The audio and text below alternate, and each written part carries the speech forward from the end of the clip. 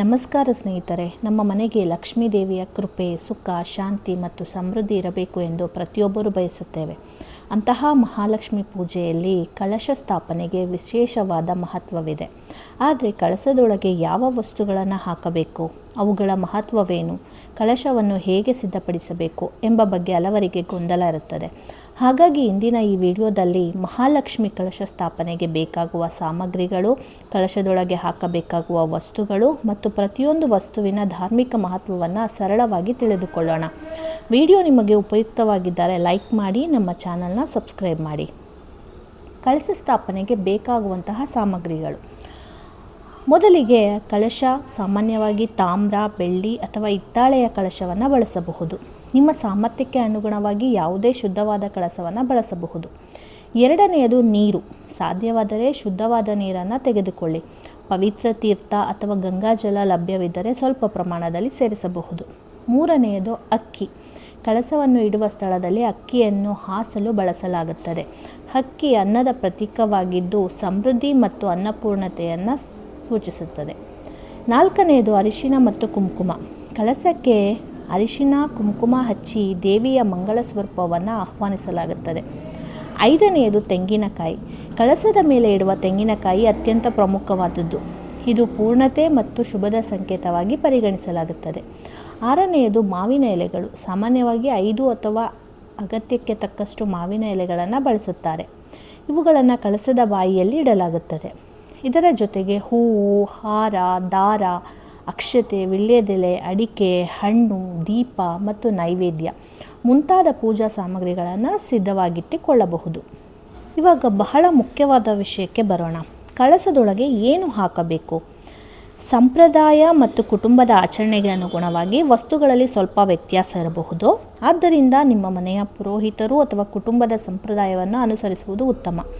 ಸಾಮಾನ್ಯವಾಗಿ ಕಳಶದ ನೀರಿನೊಳಗೆ ಅಕ್ಷತೆ ಅಥವಾ ಅಕ್ಕಿ, ಅರಿಶಿನ, ಕುಂಕುಮ, ವೀಳ್ಯದೆಲೆ, ಅಡಿಕೆ, ನಾಣ್ಯ ಅಥವಾ ಕೆಲವು ಪೂಜಾ ದ್ರವ್ಯಗಳನ್ನು ಸೇರಿಸುವ ಪದ್ಧತಿ ಕೆಲವು ಮನೆಗಳಲ್ಲಿ ಕಂಡುಬರುತ್ತದೆ.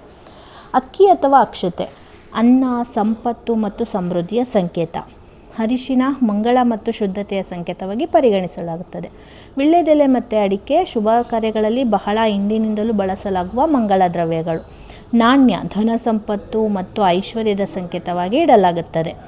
ಕೆಲವು ಸಂಪ್ರದಾಯಗಳಲ್ಲಿ ಏಲಕ್ಕಿ, ಲವಂಗ, ಕರ್ಪೂರ, ಗೋಡಂಬಿ, ಬಾದಾಮಿ ಅಥವಾ ಇತರ ಒಣ ಹಣ್ಣುಗಳನ್ನು ಕೂಡ ಸೇರಿಸುವ ಪದ್ಧತಿ ಇದೆ. ಆದರೆ ಇವೆಲ್ಲವೂ ಕಡ್ಡಾಯವಲ್ಲ. ಮುಖ್ಯವಾಗಿ ನೆನಪಿಟ್ಟುಕೊಳ್ಳಬೇಕಾದದ್ದು ಏನಂದರೆ, ಕಳಶದೊಳಗೆ ಹಾಕುವ ವಸ್ತುಗಳಿಗಿಂತ ಭಕ್ತಿ, ಶುದ್ಧತೆ ಮತ್ತು ನಮ್ಮ ಕುಟುಂಬದ ಪೂಜಾ ಸಂಪ್ರದಾಯಕ್ಕೆ ಹೆಚ್ಚಿನ ಮಹತ್ವವಿದೆ. ಹಾಗಾದರೆ ಕಳಶನ ಹೇಗೆ ಸಿದ್ಧಪಡಿಸಬೇಕು? ಮೊದಲು ಪೂಜೆಯ ಸ್ಥಳವನ್ನು ಸ್ವಚ್ಛವಾಗಿ ಮಾಡಿ ರಂಗೋಲಿ ಹಾಕಿ ಅದರ ಮೇಲೆ ಒಂದು ತಟ್ಟೆಯಲ್ಲಿ ಅಕ್ಕಿಯನ್ನು ಹರಡಿ ಕಳಶವನ್ನು ಸ್ವಚ್ಛವಾಗಿ ತೊಳೆದು ಅದಕ್ಕೆ ಅರಿಶಿನ ಮತ್ತು ಕುಂಕುಮ ಹಚ್ಚಿ ಈಗ ಕಳಶದಲ್ಲಿ ಶುದ್ಧವಾದ ನೀರನ್ನು ತುಂಬಿ ಸಂಪ್ರದಾಯದ ಪ್ರಕಾರ ಬೇಕಾದ ಪೂಜಾ ದ್ರವ್ಯಗಳನ್ನು ಅದರೊಳಗೆ ಹಾಕಿ ನಂತರ ಕಳಶದ ಬಾಯಿಗೆ ಮಾವಿನ ಎಲೆಗಳನ್ನು ಜೋಡಿಸಿ ಅದರ ಮೇಲೆ ಅರಿಶಿನ ಕುಂಕುಮ ಹಚ್ಚಿದ ತೆಂಗಿನಕಾಯಿಯನ್ನು ಇಡಬೇಕು. ಕೆಲವು ಸಂಪ್ರದಾಯಗಳಲ್ಲಿ ತೆಂಗಿನಕಾಯಿಗೆ ಬಟ್ಟೆ ಅಥವಾ ದೇವಿಯ ವಸ್ತ್ರವನ್ನು ಅಲಂಕರಿಸಲಾಗುತ್ತದೆ. ನಂತರ ಹೂವು, ಹಾರ ಮತ್ತು ಅಲಂಕಾರಗಳಿಂದ ಕಳಶವನ್ನು ಸುಂದರವಾಗಿ ಸಿಂಗರಿಸಬಹುದು. ಈ ಕಳಶವನ್ನು ಮಹಾಲಕ್ಷ್ಮಿ ದೇವಿಯ ಸಾನ್ನಿಧ್ಯದ ಪ್ರತೀಕವಾಗಿ ಭಾವಿಸಿ ಪೂಜೆ ಮಾಡಲಾಗುತ್ತದೆ. ಹೀಗೆ ಪ್ರತಿಯೊಂದು ವಸ್ತುವಿಗೂ ಒಂದೊಂದು ಮಹತ್ವವಿದೆ. ಒಮ್ಮೆ ಸಂಕ್ಷಿಪ್ತವಾಗಿ ಪ್ರತಿಯೊಂದು ವಸ್ತುವಿನ ಮಹತ್ವವನ್ನು ನೋಡೋಣ. ಕಳಶ ಪೂರ್ಣತೆ ಮತ್ತು ದೈವಿಕ ಸಾನ್ನಿಧ್ಯದ ಸಂಕೇತ. ನೀರು ಜೀವನ ಮತ್ತು ಶುದ್ಧತೆಯ ಪ್ರತೀಕ. ಅಕ್ಕಿ ಅನ್ನ, ಸಮೃದ್ಧಿ ಮತ್ತು ಧಾನ್ಯ. ಅರಿಶಿನ ಮಂಗಳ ಮತ್ತು ಶುಭ. ಕುಂಕುಮ ಸೌಭಾಗ್ಯ ಮತ್ತು ಮಂಗಳದ ಸಂಕೇತ. ಮಾವಿನ ಎಲೆ ಶುಭ ಮತ್ತು ಜೀವಂತಿಕೆಯ ಸಂಕೇತವಾಗಿ ಪೂಜೆಯಲ್ಲಿ ಬಳಸಲಾಗುತ್ತದೆ. ತೆಂಗಿನಕಾಯಿ ಪೂರ್ಣತೆ ಮತ್ತು ಸಮರ್ಪಣೆಯ ಸಂಕೇತ. ನಾಣ್ಯ ಧನ ಮತ್ತು ಐಶ್ವರ್ಯದ ಸಂಕೇತ. ವೀಳ್ಯದೆಲೆ ಅಡಿಕೆ ಮಂಗಳ ಕಾರ್ಯಗಳ ಅವಿಭಾಜ್ಯ ಅಂಗ. ಹೀಗೆ ಕಳಶವು ಕೇವಲ ಒಂದು ಪಾತ್ರೆಯಲ್ಲ, ನಮ್ಮ ಸಂಪ್ರದಾಯದಲ್ಲಿ ದೈವಿಕ ಶಕ್ತಿಯನ್ನು ಆಹ್ವಾನಿಸುವ ಪವಿತ್ರ ಪ್ರತೀಕವಾಗಿ ಕಾಣಲಾಗುತ್ತದೆ. ಹಾಗಾದರೆ ಸ್ನೇಹಿತರೆ, ಮಹಾಲಕ್ಷ್ಮಿ ಕಳಶ ಸ್ಥಾಪನೆ ಮಾಡುವಾಗ ದೊಡ್ಡದಾದ ಖರ್ಚು ಮಾಡುವುದು ಮುಖ್ಯವಲ್ಲ. ಶುದ್ಧವಾದ ಮನಸ್ಸು, ಭಕ್ತಿ, ನಂಬಿಕೆ ಮತ್ತು ಮನೆಯ ಸಂಪ್ರದಾಯವನ್ನು ಗೌರವಿಸಿ ಪೂಜೆ ಮಾಡುವುದು ಮುಖ್ಯ. ನಿಮ್ಮ ಮನೆಯಲ್ಲಿ ಮಹಾಲಕ್ಷ್ಮಿ ದೇವಿಯ ಕೃಪೆಯಿಂದ ಸದಾ ಸುಖ, ಶಾಂತಿ, ಆರೋಗ್ಯ ಮತ್ತು ಸಮೃದ್ಧಿ ನೆಲೆಸಿರಲಿ ಎಂದು ಪ್ರಾರ್ಥಿಸೋಣ. ಈ ಮಾಹಿತಿ ನಿಮಗೆ ಇಷ್ಟವಾಗಿದ್ದರೆ ವಿಡಿಯೋವನ್ನು ಲೈಕ್ ಮಾಡಿ, ನಿಮ್ಮ ಕುಟುಂಬದವರೊಂದಿಗೆ ಶೇರ್ ಮಾಡಿ ಮತ್ತು ಇಂತಹ ಆಧ್ಯಾತ್ಮಿಕ ಮಾಹಿತಿಗಾಗಿ ನನ್ನ ಚಾನಲ್ನ ಸಬ್ಸ್ಕ್ರೈಬ್ ಮಾಡಿ.